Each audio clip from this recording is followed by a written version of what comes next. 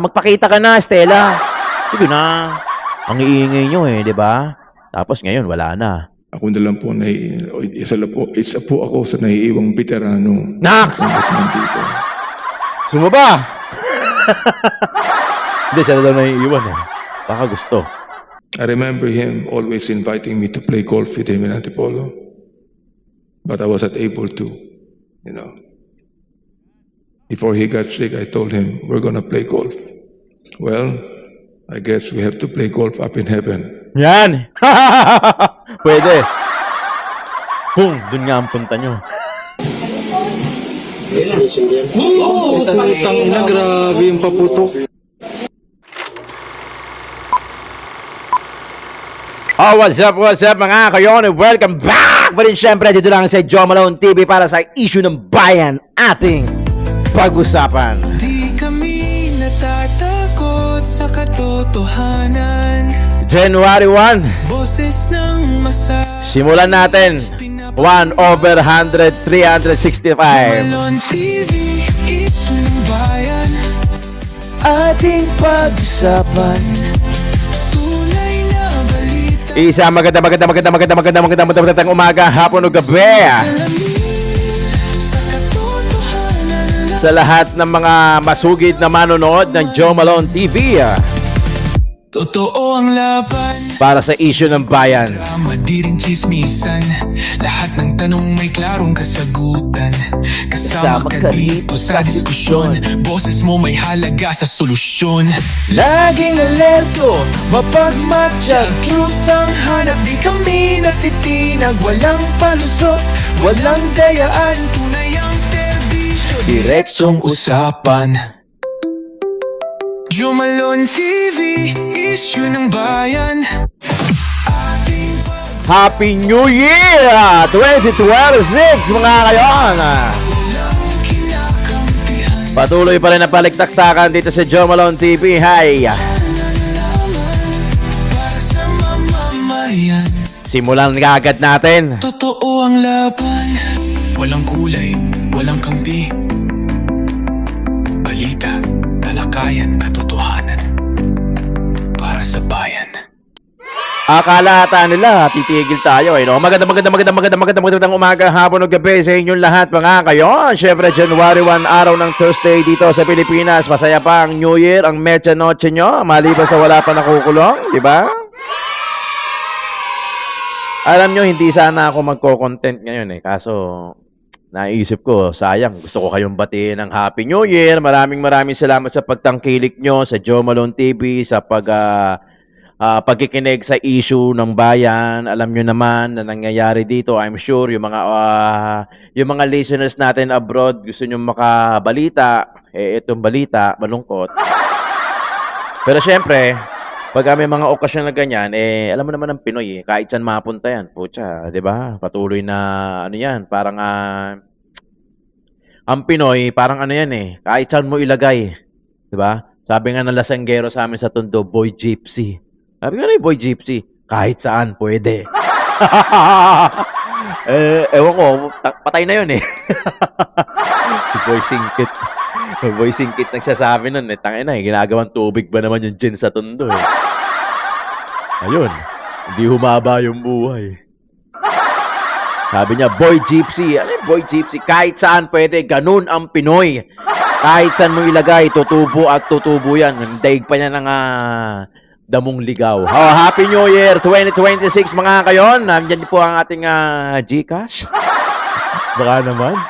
Maraming salamat. Happy New Year po sa inyong lahat. 2026 na, unang araw, banatan natin. Walang titigil dahil sigurado ko magiging madugo yung mga susunod na araw, linggo at buwan. Dahil malamang pagpasok ng February, magsasalangan na sila ng impeachment trial para kay BP Inday Sara ulit. Ganun talaga. Open arms naman tatanggapin ni BP Inday Sara. Pero po siya, grabe kayo pagka ginawa nyo pa ulit yan. Ganun kayo katindi. Bili mo, isang tao lang yung gano'n nyo. Sabagay, ganun talaga gagawin nila. 2026 na mga kayon, nandiyan po sa description yung mga link ng mga iba't ibang channel natin. Bakit tayo may backup na channel? Mahirap na. Si Kwentong Bulilit, yung maliit na baby na Bimpay Inday Sara, ayun. na-report yung page. Nandun pa naman, pero reported na. So, hindi na siya makapag-create, makapag-manage ng page na, hindi siya makapag-post ata. Si Joey DeViv, yung every other day na isang page niya, na ano rin, wala na. Nawala na. Buti na lang, may mga backup yung parang katulad sa atin. So kasi, pagka DDS vlogger ka, nalaman nila na DDS vlogger to, mukhang may bearing to. I-report natin, ima-mass report nila yon mga kayon. Kaya yun ang dahilan kung bakit meron tayong mga backup channel dyan sa description. Mga kayon, sama-sama tayo, paki-support, paki-subscribe. Andiyan dyan sa description. Tama naman yung nag-comment sa akin eh. Sabi niya, pakilagay na lang yung link sa description kasi pagka hinanap daw kung ano-ano lumalabas. So, nasa description na mga kayon. Punta lang kayo dyan. Paki-suportahan. Ganun talaga. May pambayad sila eh. May pangbayad na mga consultant ng I Care, We Care. So, sila yung mga taga-report, taga-comment dyan. Pag tinignan mo, walang subscriber, walang friends. Sa Facebook, walang friends. Ganun talaga. O, pera na nanatili eh. O, pera yung pinaandar. Pagka pera ang pinaandar, mga kayon, walang sa puso talaga. Walang joy dyan, walang puso dyan, walang contentment dyan. Okay? Mega love shoutout sa lahat ng viewers natin, OFW ka man o dito sa Pilipinas. Maraming salamat. Paki-comment naman dyan sa baba yung exact location nyo, mga kayon. Live lang tayo, live. Podcast lang tayo saglit. Happy New Year sa inyong lahat. Maraming salamat sa suporta nyo. Dahil sa suporta nyo, ayokong umabsent. Na-late lang tayo kasi dapat talaga hindi ako mag-upload. Pero upload na rin tayo kahit maikli lang. Meron lang ako ibabalita sa inyo, Diyos ko. Oto, galing sa page mismo ni Robin Padilla. Nung bata ako, kaligayahan ang paputok. Totoo naman, di ba tayo? 5-star na ang pinakamalakas at whistle bomb. Pero ngayon, bomba na literal ang mga ito. Hindi na ito paputok. Pagsabog na ito, dapat kasuhan ng mga gumagawa, nagbebenta at nagdadala nito, lalo na ang pagsabog nito. Ako at ang aking pamilya ay nakikiramay sa pamilya ng 12 anyos na bata na matay kaagad sa aksidente pagsabog ng bomba na ito. At sa kanyang at sa kasama niyang mas bata ngayon ay nasa ospital at delikado sitwasyon ng bata. Critical yon, dalawa silang bata. Papakita ko sa inyo yung video. PNP! Anong balita? Bomba na maituturing ang mga pagsabog na ito para magkaputol-putol ang katawan ng bata. Anong aksyon? Aming mga tagaligtas. O yan na. Alam mo, sa panahon ni Duterte, pag naabot na ni Duterte yung ganyan, po siya, magtago na kayo sa kangkungan. Talagang hahanapin kayo ni Tatay Digo. Nabalitaan nyo ba yan? Pakita ko sa inyo yung video, mga kayon. Pero Diyos ko, pakita ko sa inyo yung video. Sa Maynila to eh. Pakita ko sa inyo, Diyos ko. Nasa gilid ng kulay blue. So, ayan ang galing yung paputok ng mga bata. Yan ha. Hindi na nakatakbo yan. Yan. Baka malit lang yung ano yan eh. Yung stroke ka nila, parang ngaba eh. Putang ina, grabe yung paputok. Diba? Puta. Kita niyo yung napamura yung nanonood. Sa Maynila to, alam ko eh. Tama yung sinabi ni Robin, paputok pa ba yun? Tignan nyo naman yung sabog. Puta, habang nagkakalikot yung dalawang bata na yun. Alam nyo. Dalawa kasi to eh. Kasalanan din siguro ng magulang kasi lumabas yung anak, hindi nakita. I don't know ayokong sisihin kasi yung magulang kasi. Pero kapabayaan din kasi nila yon. Tapos, ang may pinakamalaking fault din dito, yung, ano ba, iniwan ba yun? O sinadya? Ang lakas eh. Gaya nga nasabi ni Robin, hindi na paputok eh. Sa sobrang lakas, magkalasog-lasog yung katawan ng bata. Dead on the spot, alam ko eh. Tapos yung isa, critical. Okay, may paliwanag yung magulang eh. Sinabi, parang nagpaalam na sa kanya, may pupuntahan lang. Yung mga anak ko nagpapaalam din minsan talaga. Minsan may ganun eh. Minsan, siyempre, complacent ka na. Parang, okay, kung dyan lang naman eh, di ba? Minsan ganun eh, di ba? Kaya, I cannot put the blame doon sa parents, di ba? Kasi minsan, may ganun din ako eh, na malapit lang. O sige, punta ka na, ingat ka, ganun eh, di ba? Pero, kung tutuusin, alam niyo mga kayon, pwedeng iwasan eh. Di ba? Maiiwasan. Kung mahigpit lang siguro Ewan ko ba, putang ina talagang gobyerno dito sa atin, sa Pinas. Talagang mapapamura ka eh. Di ba? Mapapamura ka kasi kapabayaan talaga eh.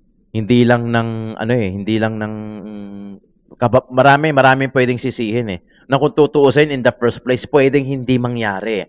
Pwedeng buhay pa yung bata eh. Di ba? Pwede eh. Kung mas aktibo lang sana yung sa mga lokal, sa national, kung mahigpit lang sana yung pagpapatupad sa mga paputok. Ewan ko kung paputok pa ba yan o bomba na yan. Alam mo marami. Mas mahigpit sana, mas secure. Alam nyo ang tao sa Pilipinas, ang Pilipino naman in fairness, di ba? Ito lagi natin sinasabi to. Bakit ang mga Pilipino pag pumupunta ng ibang bansa, sumusunod sa gobyerno na yon? Tama, mali? Tama. Pero sa sariling bansa natin, hindi sumusunod. Totoo, mali? Totoo. Alam natin yan eh. Bakit? Kasi walang ipin yung batas natin. Sa ibang bansa, may ibang bansa pa nga, alam ko, pag tumawid ka na, sagasaan ka, ikaw may kasalanan. Pagkadayuhan ka, kasi ang katwiran nila, kasalanan mo yan, bumunta ka rito sa bansa namin eh. Ganun sila kahigpit. Baka hindi na kasi pwede sa Pilipino, sa Pilipinas. I'm sorry, hindi ko ewan ko kung magsasorry ba ako sa inyo, pero minsan nakakasawa na rin eh. Pagka yung masyadong malambot yung batas natin, wala nang sumusunod, wala nang gustong sumunod, lahat sumusuway na. Even yung mga politiko itself, sila na mismo yung hindi sumusunod. How much more doon sa mga normal na netizen? Mas lalong hindi na yung mga, ito totoo, yung mga banyaga na nagninegosyo dito, sa bansa natin, na hari-harian ng datingan, kasi alam nila na kaya nilang tapalan ng pera. Totoo. Di ba? Bakit sa ibang bansa sumusunod yung Pinoy? O, pagka hindi sumunod, todas yun. Big T yun, putol ulo yun, kaso yun, pakukulong yun, tapos yung mga pamilya dito, iiyak. Or bakit pagka dito sa bansa natin, easy-go-lucky tayo? Huwag na natin sinuhin, lahatin na natin. Kasi yun ang problema, walang ipin kasi yung batas, hindi mahigpit. Alam natin mismo na sa umpisa lang yan, ngas Google lang yan, ganyan-ganyan lang yan. Tapos na, next time, wala na. Makakalimutan din yan. Uubra ba yung kulit ng Pinoy sa bansa natin mismo? Tapos, pagka yung anak nyo, ang anak nyo o isa sa mga family member nyo yung sangkot, ayan na, apektado na kayo. Diba? Yun yung nakakainis na part na baka kung pwede naman, higpitan naman natin. At saka more aggressive pa naman sana yung batas natin. Ang problema kasi, bangag eh. Di ba? Pagka bangag, wala, lahat yan, damay-damay, cascading yan, domino effect yan. Pag tulak mo ng isang bangag, putya na lahat yan, bangag. Nakakapagod. Wag naman sana anak nyo yung susunod. Paano kung anak nyo na? Puta, rambulan nyo. Mas galit pa kayo. Di ba? Mas matapang pa kayo. Gamitin natin yung tapang natin, yung boses natin, na para kalampagin yung batas natin, yung gobyerno natin, na higpitan at bilis-bilisan naman. Dahil sa sobrang katagalan, hindi mo malaman kung talagang ganun talaga sa Pilipinas katagal ang sistema o talagang meron lang pagka gusto nila lang pabagalin, pinapabagal nila. Pag gusto nilang pabilisin, pabibilisin nila. 'Di ba? Sobra eh. 'Di ba? Sobra. Ang dami mga inosente pa rin ang kawawa. Yung mga may pera, sila pa rin ang namamayagpag. Okay. Nasa Pilipinas ka pa ba? Stella Kimbo. Ang tahimik mo, Sabi sa picture. 'Di ba? Dati pagka parang ano tong mga to, no? I mean, yung mga ibang politiko pagka gusto nila mag-iingay sila. Pag gusto nila manahimik, magmamanahimik sila. Parang aso din, no? Alam kung kailan kakahol. Tapos pagka alanganin na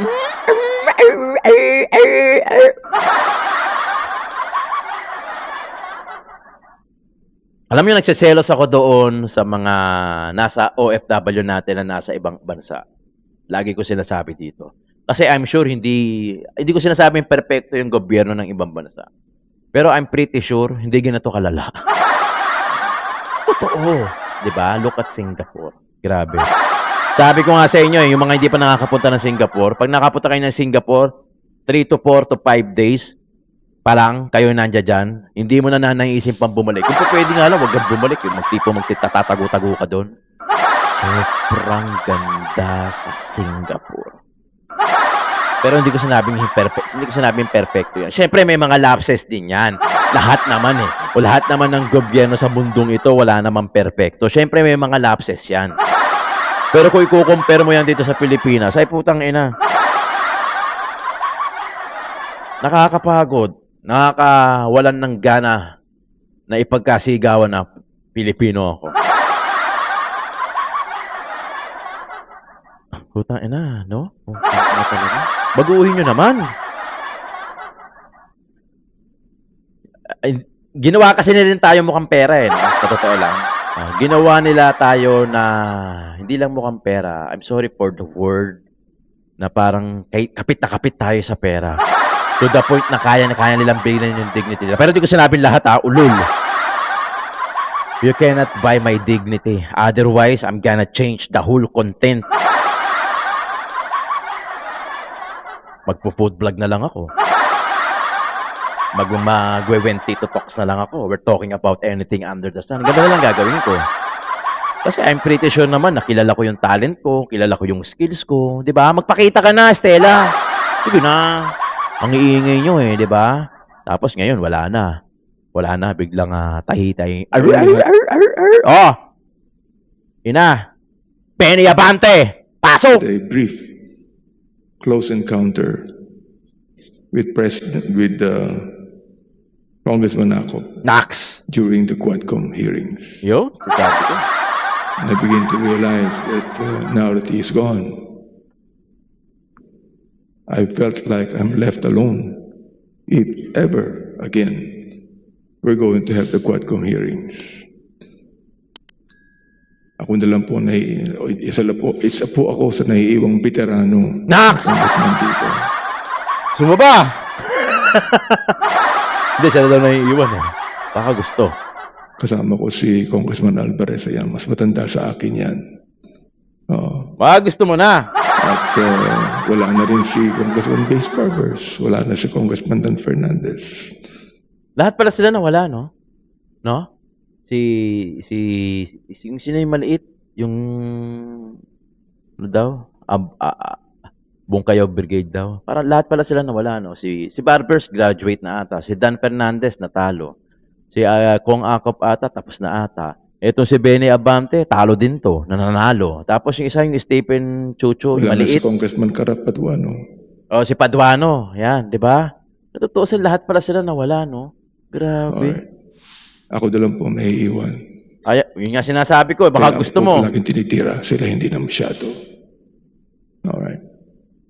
Pero alam nyo, mamimiss po namin talaga si Congressman Ako. Malungkot po kami lahat because of what happened. Lahat But in Micah, the book of Micah in the Old Testament, patay. Yari na. Bumuklat na mga kayon. chapter 6 and verse number 8, the Lord tells us, and I quote, He hath showed thee, O man, what is good, and what doth the Lord require of thee, but to do justly, and to love mercy, and to walk humbly with thy God. End of quote. We gathered today with heavy hearts, but also with deep gratitude as we remembered the life, service, and courage of our colleague and friend, Congressman Romeo Ako, of the 2nd District of Antipolo. I remember him always inviting me to play golf with him in Antipolo, but I wasn't able to, you know. Before he got sick, I told him, we're going to play golf. Well, I guess we have to play golf up in heaven. Yan. Pwede. Kung dun nga ang punta nyo. Alam niya, ito na, nabasa ko din. Bubuklat din ako. Bumuklat ka na eh. Bubuklat din ako. Alam niyo yung si Jesus, di ba, nung pinako sa krus, di ba, 3 sila. Yung isa nakapag-repent eh. Yung parang nga sinabi niya na, na alalahanin mo ako. Parang ganun. Pagka nagkita kayo ni Father God, di ba? Alalahanin mo ako. Yung isa nakapag-repent. Alam niyo yung repentance to return, di ba? Repentance to return. Magsisi ka sa mga nagawa mong kasalanan para mapatawad ka ni Jesus. Tanggapin ka niya. Ibibigay niya yung salvation. Kasi nga, di ba, yung salvation is a free gift from God through your faith. Siyempre, through repentance. Paano kung sasabihin ko sa inyo, paano kung hindi ka nakakuha ng pagkakataon na makapag-repent? How God can give you the salvation. Sa bagay, makikita naman ni God dyan sa puso di ba?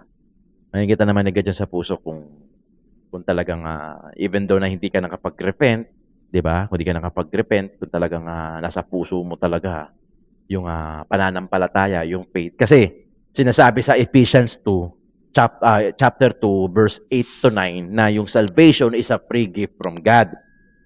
You earn through faith.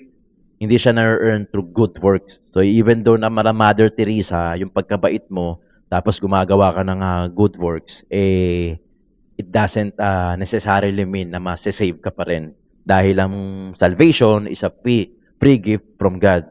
Walang makakapagbayad ng kasalanan natin kundi si Jesus lang. You cannot pay lahat ng kasalanan mo. Si Jesus lang. Kung tatanggapin mo si Jesus as our Savior, kaya nga Jesus the life, the truth, and the life, the way, the truth. So pagka tinanggap mo siya, and that's the right time na pagka binigay niya yung salvation sa'yo, sa atin, doon tayo maliligtas. Doon natin makukuha yung buhay na walang hanggan. Di ba? Paano kung hindi kayo nakapag-repent? After so many months, di ba? Play kayo ng golf sa heaven. Scripture, what I read today, reminds us that a good life is not measured by power or position, but by justice, mercy, and humility. Yun ang wala kayo. Are not abstract virtues. They are lived out in difficult choices, tested in moments of pressure, and proven when doing what is right comes at a personal cost. This is how I remember Romeo Jacob. To many, he was a legislator, a former police general, and a public servant with decades of experience under his belt.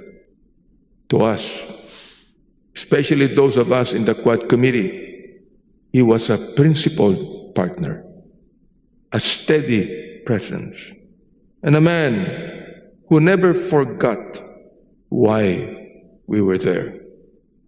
In our pursuit of truth and accountability, Representative Jacob consistently stood on the side of justice. He never treated our hearings as mere political exercises or procedural obligations. Alam niya, masingit ko lang baka mawala Alam mo, regardless kung ano yung natapos mo, regardless kung ano yung achievement mo, regardless pagpunta natin sa taas. Sabi nga, 'di ba, yung salvation is a free gift from God. Hindi mo siya pwede ipagyabang 'di ba? Good works. I mean yung mga good works hindi mo pwede ipagyabang. Hindi mo kasi pwede sabihin sa taas pag akyat mo, marami ako na-achieve ko 'to. Marami akong naipanalong kaso. Marami akong good works na ginawa. Ganong katalino si God na hindi ka pwedeng, na ni isa sa atin hindi pwedeng magyabang.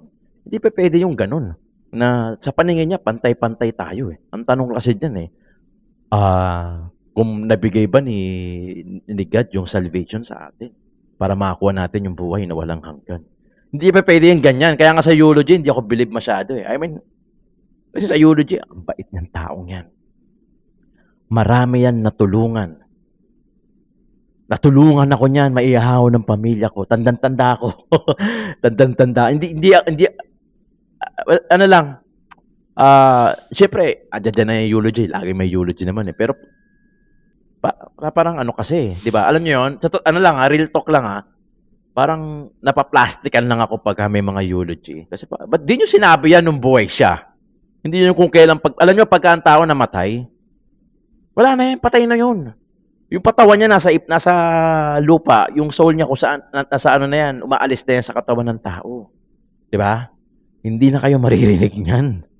Hindi na kayo maririnig niyan. Na kahit ano pang sabihin yung, itong taong to, napakabait nito. Tinulungan ako nito nung gipit na gipit ako, ilang beses akong tinulungan. Di ba? Maraming I'm sure maraming hindi mag-a-agree sa sinasabi ko. Pero, ano lang parang, ba't nung buhay, di ba? Ano to? It's, paramihan ba to ng mabait? Paramihan ba to ng good works na ginawa? Di ba? Pwede mo bang sabihin, Lord, hindi ako, ang ninakaw ko lang, 100 pesos lang, kinupit ko lang sa wallet ng tatay ko. Yung mga buhaya nga 100 billion, may insertion, ganyan-ganyan, ang dami na nakuha Tapos hindi ako makakapasok. So parang ang dating nagyayabang ka pa. Hindi, you cannot boast nga di ba? Hindi ka nga pwede magyabang sa taas. Nagigets nyo mga kayon? Nagigets nyo? Kasi ang gusto kong sugatan dito kasi, kilalanin natin si Jesus. I-follow natin si Jesus. Hindi naman tayo pwedeng magyabang. Hindi naman to paramihan ng good works. Hindi naman to paramihan ng mas marami akong nagawang mabuti sa'yo.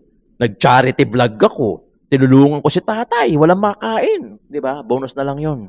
Kung gusto mo magpagaganon, magpakabait, bonus mo na lang yon. Pero ang tanong, babait ka nga, wala ka namang faith. Wala ka namang... Pwede yun Uy, pwede yan. Lalo-lalo na yung mga vlogger. Lalo na yung mga nagcha-charity vlog, yung mga nagtumutulong-tulong, tapos naka-video. Nasa Bible din yun. Yung wag mong hayaan makita ng kanang kamay mo kung ano yung ginagawa ng kaliwang kamay mo. Macho ata yun parang ganon. Makikita niya. Di ba? Wag mong hayaan makita ng kanang kamay mo kung ano yung ginagawa ng kaliwang kamay mo. Hindi ka nga pwedeng magyabang pa din Parang papasok pa din sa magyabang na hindi naman to paramihan ng charity ng nagawang mabuti. Hindi naman to paramihan kung ano yung natapos mo Hindi naman to paramihan kung ilan yung natapos mong batas. Dito yon sa lupa bilang tao. Pero sa taas hindi ka makakapagyabang. Pantay-pantay tayo.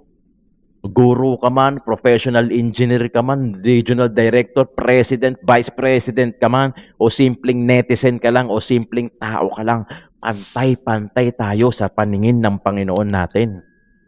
Hindi ka pwedeng magyabang, hindi ka pwedeng magsalita na marami akong achievement na nagawa, mabait naman ako, Lord, bakit hindi ako makapasok sa heaven? So pagka mabait ka, okay na yun?